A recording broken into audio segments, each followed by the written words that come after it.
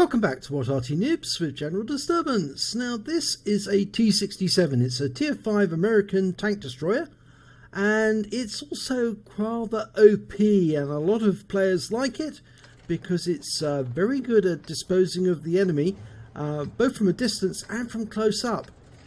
Now this particular one is on the, let's have a look.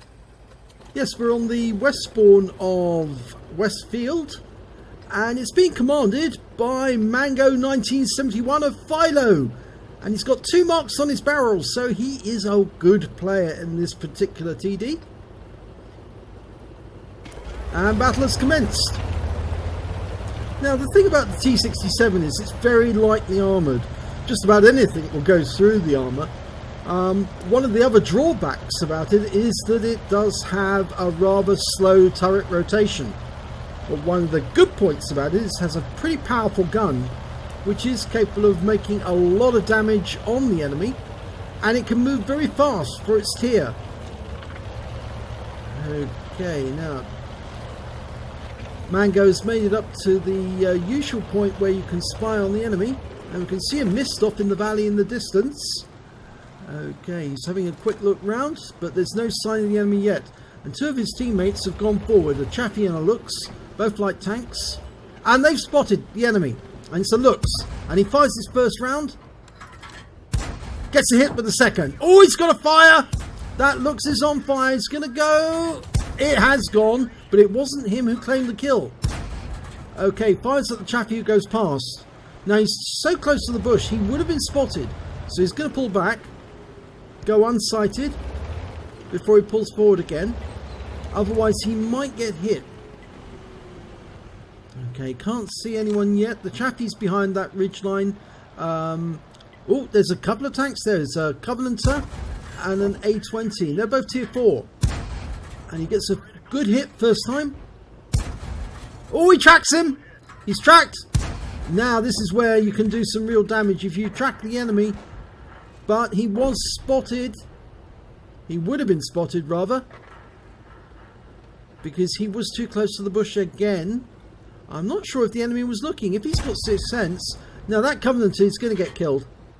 Yep, and he's claimed his first kill. Now he pulls back. And the big worry is, of course, you get somebody coming up across the valley, and then they can start putting holes into you because you're not looking in that direction. So you do need to keep good all-round visibility. Sometimes pull back, have a look, and that's what Mango's doing. Okay, now he's decided to do something unusual. He's pulling back. He's not going to go in with the rest of his team. He's actually going to take a position a little further back and fire across the valley. Now the enemy is getting close to the village. They're getting close to the other side of the valley. And that's unusual as well, because normally the enemy would head towards the cap. But instead they're actually headed down to the midpoint. And he's got a hit there on that A20. But it's gone behind some buildings. No, that round just hit a building. There's a Lux. You can get that round in. Nope. Nothing, yes. There's a Strodny 39. That's a Czech medium tank. There it is. It's in sight. He fires around him, but it's just the top of the tank that's showing. So, bit of a difficult shot. There's a Lux. Again, a difficult shot. The T67 is not that good. It's got pretty poor dispersion at range, but it is fairly good at medium range. Oh, now the only other drawback is that it doesn't have many rounds of ammunition. Now he's mostly been firing APCR until now. Looks like he's going to go for the Churchill. He can get some good hits here. Or he didn't. Can he get a kill shot? No, he aimed for the rear and it went behind those rocks. That's unfortunate. He's now firing AP rounds. And he got a hit in the Lux. Now, work out where it's going to go. And round out. Yes, lovely. And yes, he's got the OI as well. That was his 4th kill. And he takes the A20. That's his 5th kill. Can he get the Hetzer? Yes, he does. But it pulls forward again. Now, can he get it while it's on the move? He can probably punch through the armour. Oh, he just glancing blow there. Didn't actually go through the armour. Now, he's lost sight of it because He's too far away, so he's going to have to approach the cap. If he gets this one, he will get a Top Gun. But he's only got 14 rounds of ammo left, 9 AP, 5 HE. Now, the enemy are not capping. Pulling back. I'm not sure they're going to be looking in this direction, but, oh, these guys might be. There's that Churchill again. No, misses it. Oh, that one didn't go through. Oh, he got it that time explosively. And that's his Top Gun.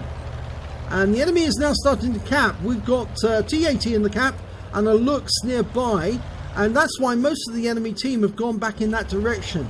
But there is one tank in the cap, and I suspect it's that Hetzer.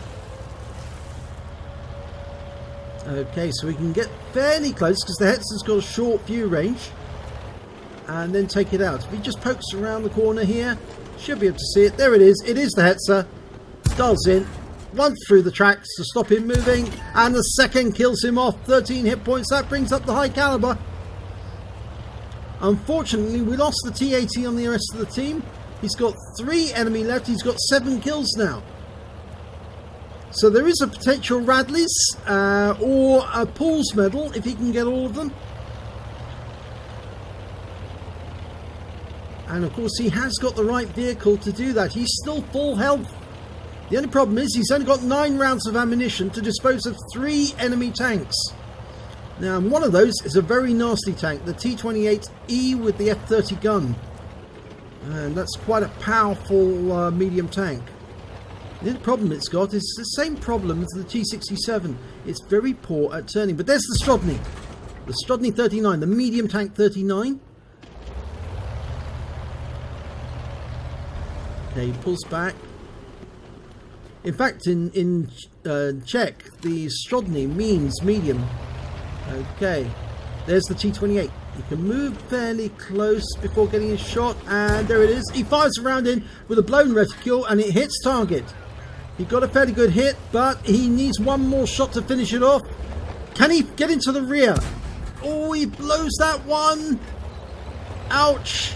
Now, can he get it close? It takes out the... he took out the Lux, but he actually made himself vulnerable, and that's the Radley Walters. He's got a long reload on that F30 gun, and that's why the T28 made a fatal mistake going after the Lux, because he should have pulled back to a cover position so he could avoid being hit by the T67.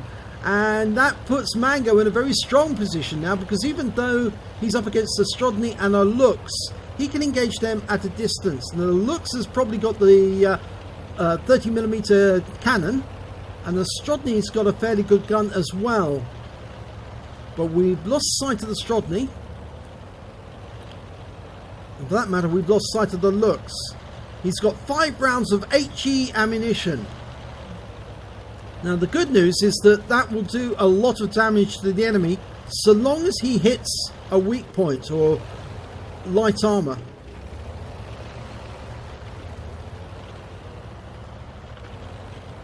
I should think at this moment, Mango is at this moment very, very nervous.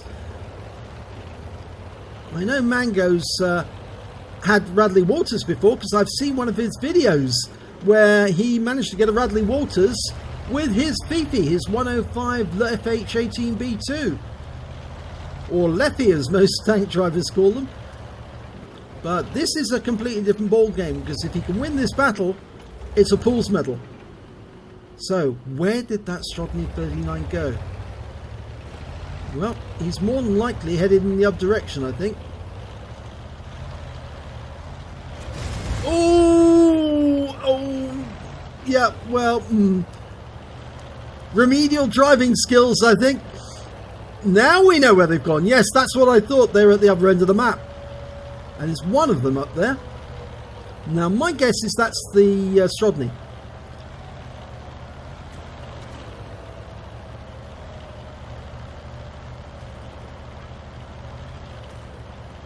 Okay, now how's he going to approach this? If he approaches from this side, the buildings will protect the vehicle whilst he's capping. So we'd have to get fairly close to see the target. If that vehicle is hiding directly behind that building there, and I suspect he is, right next door to the Hetzer, that means, yes, there's, oh, it's the Lux! Oh, this is interesting. Now, the Lux has got fairly weak armor, so an HE shell should be able to take him out with one shot. Now, the Lux has pulled out the cap. Looks like it might be coming after him. If so, that's a very bad move by the Lux.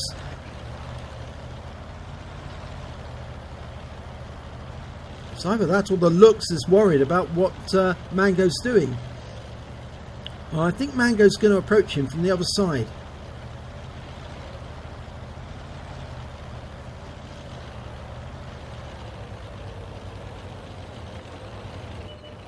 Oh, there's the Strodny. Okay, well, he can take out that one.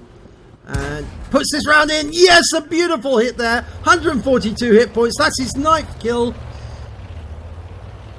One shot was all it needed. Now, one shot to get a Paul's medal, and he does it! Wow, well done. Excellent way to win the battle. One shot in, and that looks his toast. Wow. Let's look at the end of battle stats for this one. And it's only a first-class tanker for Mango 1971 in the T67. And the reason for that is this is one of the most highly played tank destroyers in the game. So many people love it as a tank, and they play their hearts out. And so Paul's medals are not unusual in the T67. I've seen friends of mine actually get Paul's medals on a regular basis in this particular T67. But this Paul's medal is rather special because this is Mango 1971's first Paul's medal ever. He got a bruiser medal for getting 5 critical hits. He got 19. He got a fire for effect for doing more damage than the hit points for his vehicle. But the most important medal this time round was the Paul's medal for killing 10 of the enemy, 2/3 of the enemy team. He carried the entire team on his back, and he did it beautifully. He picked up Top Gun up for getting at least 6 kills, and of course lastly he picked up the High Caliber for doing the most damage in the battle. Let's have a look at the team scores. Well, just look at it there. 1,636 hit points. He did 1/3 more damage than the nearest other tank on his team, the T1 Heavy. He managed to get 10 kills, nearly more than 3 times the highest total by the Lux on his own team. And he did 1,173 base experience points, considerably more than the next highest member on his team. Now, he fired 42 rounds of ammunition. Luckily, he actually still had 3 rounds spare at the end of that battle. 3 rounds of HE, but as you can see, HE is very effective when it's fired at a very weak armor, and he did hit weak armor. He got 24 direct hits, 18 penetrations. He did damage of 1,636 hit points, of which 1,095 are at more than 300 meters. He hit 12 of the enemy. That's 4/5 of the enemy team were attacked by Mango, and yet he killed 10 of them, 2/3 of the enemy team. He also managed to stop 41 or get 41 defense points when he killed the Hetzer, who was sitting in the cap at the time. On a premium account, he earned 30,933 credits, but he did use an awful lot of APCR right at the start of the battle. In fact, he was firing just APCR right from the start all the way through, and some of those shells were wasted. So unfortunately, there's a very high ammunition cost, and that means that he did end up with a big loss of 27,123 credits. But that won't matter at all because he did pick up a Paul's medal, and they are so rare, so difficult to get, and this is Mango's first. So he's quite happy to pay that money because he's proved that he can do a Paul's medal. He received 1,760 XP, and there was no multipliers, so that's all he took away. But I'm afraid what he did take away, well, not afraid, I'm actually very pleased to say that he took away a Paul's medal, and I'm very pleased for him indeed. To get 10 kills at tier 5, earn the Paul's medal, proves that you are a very good warrior in this tank. So well done, Mango, indeed. I've had 10 kills, but I've never achieved a Paul's medal because I've only ever achieved those 10 kills at low tiers. But congratulations, Mango. Good demonstration of the T67. If you enjoyed this replay, please give it a like and do subscribe to our channel, and hopefully your replay will be in our next video.